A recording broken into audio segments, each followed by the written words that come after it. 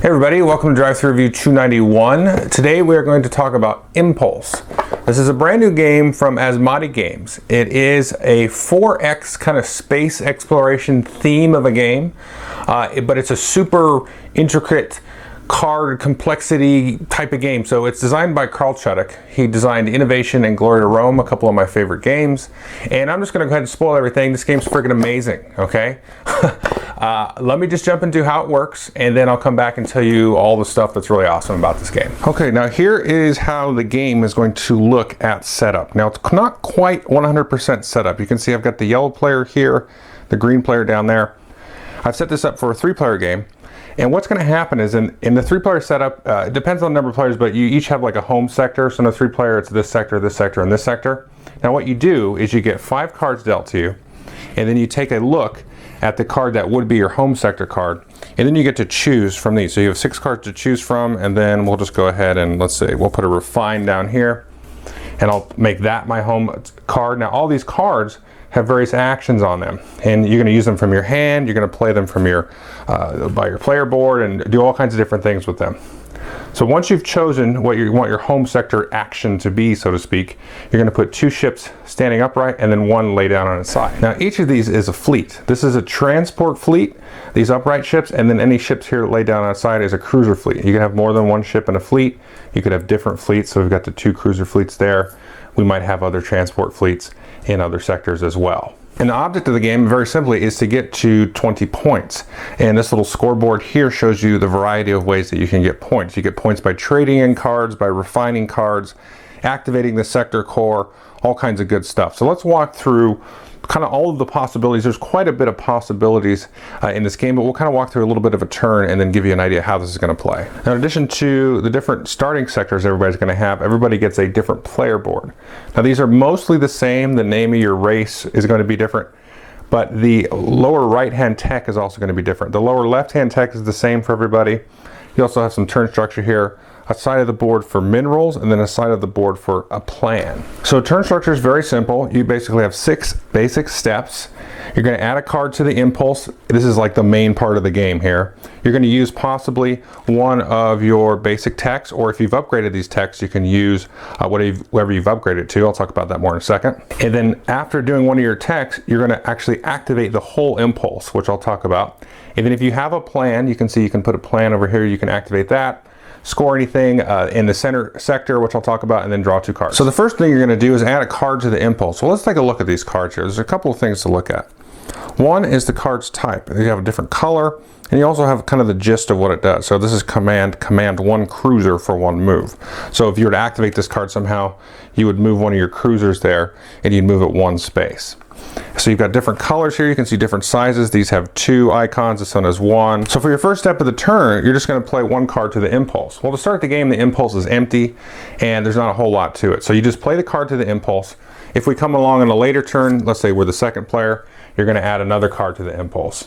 And then the 3rd player will go, he'll add a card to the impulse, and then maybe the 4th player, or we're back to the 1st player in this case, they're going to add a card to the impulse. Now when you activate the impulse, you're going to activate the entire impulse. So if I'm the 3rd player, for example, player 1 and player 2 have played these, and then now I get to activate all the stuff that they've played. So it's a kind of an interesting sort of, I don't know, backwards roll selection idea there. So anyway, after adding a card to the impulse, then you can optionally activate one of your basic techs. And this is the same for everybody. Discard a card in order to either command 1 fleet or build 1 ship at home. And when it says fleet, if it doesn't specify cruiser or transport fleet, then you can do whatever you want. So everybody has that same basic tech, basically discard a card, move somebody, or build a new ship for yourself. And as I said, after you activate your tech, you're going to activate the entire impulse. After using the impulse cards, you're going to use or delay your plan. Now through the course of playing cards and activating cards, you will start to get cards in your plan area over here.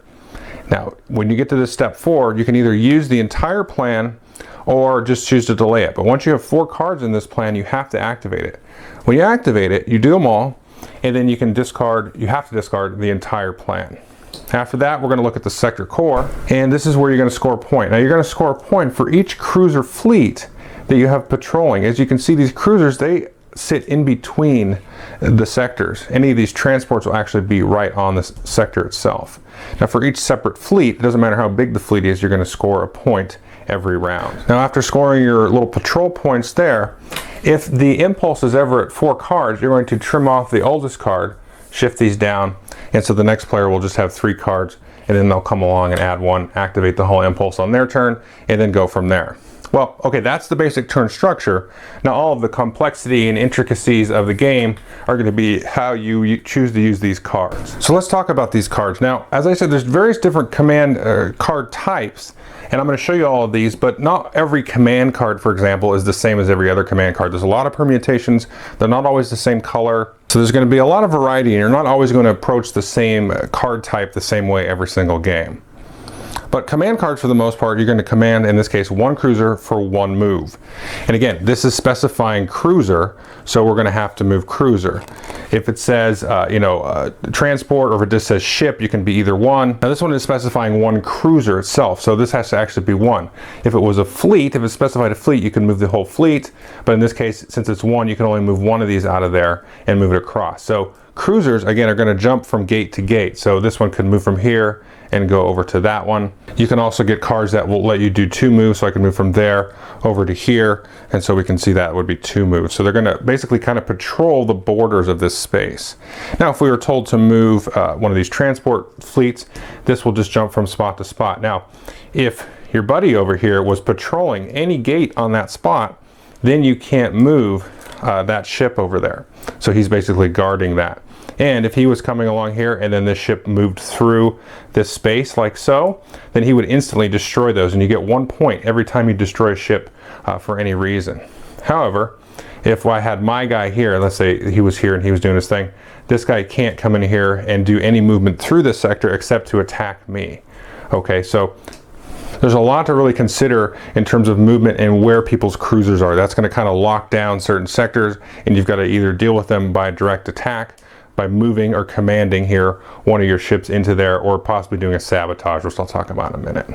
Now when you move through a sector, let's say we're going to move here with green, we're going to take him, let's say he was here, and then we're going to move him just over here. Now he's basically explored that. So whenever you explore, you take this card into your hand, mix it with the cards in your hand, and then choose 1 to put there and leave it like so. And if you explore multiple, you would do multiple cards on your turn, taking each one to your hand and then figure out which one you want to put down. Now if you move in here with a transport fleet, you actually can activate this card. And you do what the action says here. In this case, we could build 1 ship at home and each other green zone we occupy. So whenever you move these fleets here, you can activate that. Now we'll talk more about how to activate these cards in a second, but the commanding is very important in the game, because as you can see here, you're going to get a lot of different actions that start to appear on the board. People are kind of sort of lock down little combos in their different sectors and try to bounce their ships around and really exploit that. Now one thing to note here on this card, as well as some of the other ones, you can see this little number in a rectangle. That means that can be boosted. So the way that you boost cards is there's a couple of ways. Now if you have minerals over in your mineral side that match the color, for every 2 icons that match that, then you're able to boost that by 1. So if let's say we did this. So we activated this command. It was over in the impulse, and we're doing our impulse activation. But we had a bunch of these yellow icons here in the mine. You just go ahead and stick these underneath here, and you're going to start to accumulate these throughout the game in various different colors. So for every 2 of those, we can boost that number by 1. The other way that you can boost that is if this was in, out in space here, and we moved a ship here, you can also boost it by the number of transport fleets that you move to the card. Now if I already had a green guy here, that's not going to count. So if I move these 2 here, for every 2 ships I move to it, I could boost that number by 1. And you combine that with how many minerals you got. So you can do a really kind of nasty combo. Let's say I have this one here, I explored earlier, I put that down, command 1 cruiser for 1 move. Well, if I move these 2 here and I had 2 icons, that would be 2, 3, so I could command 1 cruiser for 3 moves.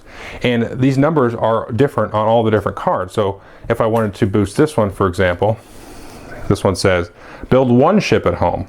Well, if you boost that up, if you have a bunch of blue minerals, or if you landed on this with a bunch of ships, you could build a whole bunch of ships in one turn. So that's a lot of the game, really trying to set yourself up for big combos, you know, mining a lot of the right colors. I'll talk about mining in a second, how they get there, but also setting certain things up in space and then planning out your impulse, or trying to, from round to round. So this command part of the game is huge. It's huge because you can do a lot of stuff with it. There's a lot of actions that are going to appear on the board, and I really can't stress enough how much you really got to grasp the command part of it.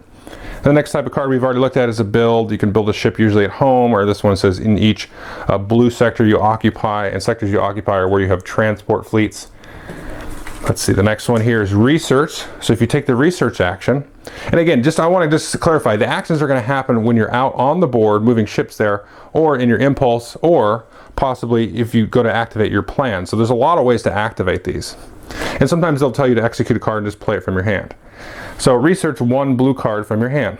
So you can do that, and that basically just says, hey, cover up one of your text here with a blue card. So you can cover this one up or cover that one up. Now once your basic text is covered up, it's gone, but you can also research again and replace one that you've already got there, discarding this one. Just a little word of advice, I would never cover this one up for the most part. But this allows you to, if you don't draw any command cards, you know, there's a lot of commands in the impulse, this is one that is going to get you to be able to build ships kind of as a default action. So it's tricky, don't cover that one up for the most part. So that is research, and here's execute. So this is interesting, execute one size 2 card from your hand, or execute one of your texts. So basically it just lets you, play a card and discard it, and you do the action for it. And again, you can bump this up. So if you had blue minerals in your mineral stash, you could execute, a size 3 card. And you can always execute up to that number. So execute one size 2 card. If you had a size 1 card, you could go ahead and do that. That's just kind of the maximum you can do. Now here is the plan, and this is how you get cards in your plan. You've got to activate a plan card, again, whether it's on the board or in the impulse. So plan 2 blue cards from your hand. So you play that and you get some blue cards in there. And again, when you get to the part to actually use or delay your plan, you can delay your plan a couple of turns and try to set yourself up for a really nasty turn, which you can definitely do. This is draw, very simple, draw 3 size 1 cards from the deck. In this case, let's say we just did this normally and we drew 3 cards. So let me just draw 3. So these are the 3 cards I drew. Well, it says draw 3 size 1 cards. Well, these other ones were size 3 cards. So these are illegal. These will just go to the discard pile, and I'll just get to keep that one. So it's kind of a way of fishing. And sometimes it'll tell you to mine 2 size 1 cards from the deck, right? So in this case, if you drew anything that was higher than a size 1, you just have to discard it. But again, remember, you can boost that up and then let your probability of drawing a card go higher. So these draw cards are pretty interesting. Now trade, this is another way you're going to score points. It says trade 1 red card from your hand. And all that does is mean discard this to the discard pile, and you're going to get a point for each icon on the card. So you trade 1 red card, you get 1 point for each of these icons in this case. Next one is refine. Actually, let's talk about mine first. I thought I had those ordered right. So this is mine. Mine 1 size 1 card from your hand. So in this case, we just go ahead and stick this size 1 card because it's only got 1 icon on it, and we'll stick it in our hand. Again, you can boost it so you can get bigger cards in there. And remember, the reason the years are in here to mine is when you take an action. So for example, we take a blue action, whether it's on the board or on the impulse, then we're going to count these for every 2 matching colors. Then we get to boost up whatever number on there. Now the other reason you mine is to refine. This one says refine 1 mineral card for 2 points. So this is just refining any card that was over here in your mineral, and you get 2 points. Sometimes they'll tell you to get a point per icon or whatever. So that's another way you can get rid of your minerals as you get a lot of them, and just start burning those for points as well. Then finally we have sabotage, which is going to bring us into a battle. So this says sabotage a fleet with 2 bombs, and sometimes it'll tell you specifically cruiser or whatever, but this is any fleet here with 2 bombs. So how do you sabotage? Well, the first thing you have to do is you either have to be patrolling the card or have some of your transports in the card.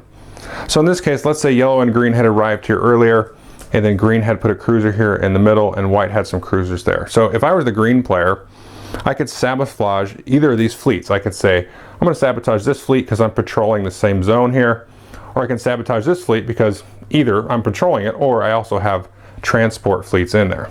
Now when it says 2 bombs, what do? Well, we draw 2 cards off the top of the deck, and then we're going to count the number of icons on each card.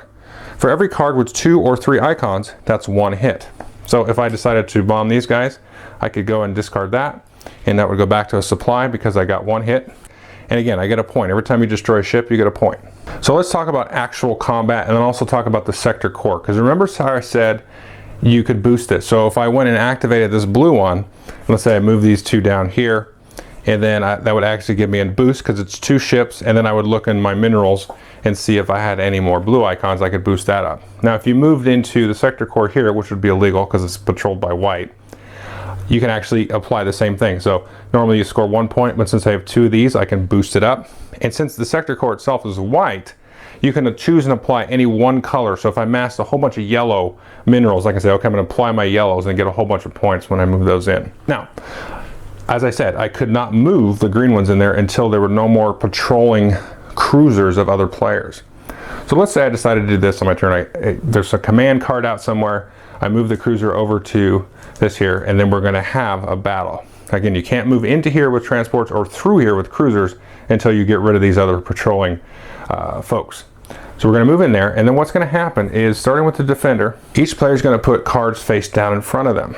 Well, what you're trying to do here is match the icon and count of anything in front of you and anything in the impulse. So you can see we've got a 1 green, a 1 red, a 1 green, and a 2 red, and then a 3 red here in front of me. So if this was my hand, I could put as many cards as I want face down to kind of bluff that I have cards matching all of these. But the only ones that would actually apply here, let's say I've got a 3 red and there were some 2 reds up there. So let's say I put these down, and so since these match, cards that are in the impulse, these icons will actually count towards my combat value. So if there was no card that had a 2 red, it's got to be the exact color and the exact number, and the same one with this one here. So I'm going to add these to my combat, and so is the offensive player, the attacker. So let's say we add this up. I've got 3 here, and then the white player here, he played 2. So right now it's 2 to 3. And we may have played other cards. These just go back into our hand. It's really the defender that bluffs. He says, oh, look at all the stuff I've got. And then the attacker has to figure out how much you're bluffing and how many cards they really want to commit. Because that's really something you can also do, not only to set up all these action combinations, but also to prepare yourself for battles and try to keep cards that match what's in the impulse and what's here in front of you. So after you do that, you'll count up all of that. And then for each cruiser involved in the battle, you're going to flip a card. And then you add up all the icons and apply them for each ship. So in this case, white would draw 2 extra cards and green would draw 1. And then whoever has the most icons win. In the case of the defender, in case there's a tie, the defender wins, and you get 1 point for each destroyed ship again. But the winner of this particular battle, this is like an official battle, will also get a bonus point. So that's mechanically how you play the game. Now there's a whole lot of stuff going on here because, like you said, you want to have a lot of minerals and, so you can boost up all your capabilities. You want to try to set up a little bit of a plan. The impulse is very interesting because obviously here, if I put this card out here, this mine card, that's going to live for a few turns because we're just going to discard the oldest card. And I want to make use of it on multiple turns, but that's available for everybody else to play. I mean, if you had a card that says trade, which is, remember, that's the one that lets you discard straight up for points. A card that says, hey, trade any 3-size card from your hand for points. Well, people are going to abuse that and they're going to get the points too. So you really got to kind of watch. And if you get cards that say, hey, build a bunch of cruisers. Well, guess what? This is going to be a heavily contested, lots of battles, game that we're going through. So that's a lot to keep in mind as well. And you're going to have a lot of contesting over the sector core sometimes, not all the time. And you're also going to have kind of ideal setups here where you can kind of bounce around, your ships back and forth. Say, hey, mine, refine, draw, trade, whatever. You can have different little combos set up there that other players are going to want to come in and take advantage of and kind of knock you out of. So that's how you play pretty much. Let's talk about the review. If you like Innovation, which is another game designed by Carl Chudik, that's a game I really, really enjoy, then this is going to be right up your alley, I expect. If you hated Innovation, this one might be, kind of like that. But I don't know. I think this, I don't know if I like this better than Innovation, to be honest, but this is really close. Now, there's a lot of cool stuff you can do with this. So let's just kind of take it mechanic by mechanic, if you will. So first you have the impulse, all right? So you put down a card, you do the thing, and the next guy puts a card down, he does what you did, and then what he wants to do, and the next guy does the next thing, and then you start getting this kind of conveyor belt of actions. Well, as players play the game and get smart with it, they know not to put out that really good card that I talked about in the walkthrough. The card says, hey, trade a card from your hand for points. Well, you don't want that living in there for everybody else's turn, because they maybe have the big 3-point cards and just, you know, start comboing stuff up and get a whole bunch of points off of your back. So then players start sabotaging the impulse, and it's pretty much useless. And so then you kind of start focusing on, you know, your local space, building up a plan and all that kind of stuff. And then you can be really kind of picky and choosy about what cards you put in the impulse, that you go, okay, I can do this one now, but, you know, depending on the player count, you know, okay, this one will be around, I can get one more activation out of it if I do this with my plan and move my ships. So you can get kind of lost in the weeds there as well, but it's really cool. Now, I will say one thing with the impulse, it really is most important in a 2- and 3-player game. The interesting thing about it is when you start playing with more players, then the space on the board becomes much more interesting. So as I said, you know, you have that same sector core always in the center that you're going to score points off by patrolling or moving your ships in. Well, that's all fine and dandy, but with a large number of players, that becomes a little bit less important, depending on the game. You know, the game is really going to be a lot different every time you play it. But the impulse, you're not going to be able to really count on. You know, if you're playing a 6-player game, the card that you put in the impulse is not going to be there when you come back around. So there's a lot less planning you can do with that. But in that case, then you can do a lot more planning with the local space. But you've also got to consider you're going to have a lot more neighbors, you know, taking over your space, you know, using the actions that you put down there. So it's almost like it's a weird thing, because you put an action on the impulse, somebody else is going to use it. When you explore and substitute the card, somebody else is probably going to use it if you're playing a larger count game. If you're playing lesser players, that's less likely. So your safe space is kind of switching, you know, depending on the player count. So it's just, I mean, that is just the really cool part of it. If you just really like to try to get involved on the probabilities and long-term planning and all that kind of stuff, that's really, really fun. Now, thematically, it kind of works as well, because you kind of have these different areas of space that, you know, are better, like trading or mining or moving your ship. So you have these little global industries that you're trying to control to, you know, effectively make your empire operate a lot better.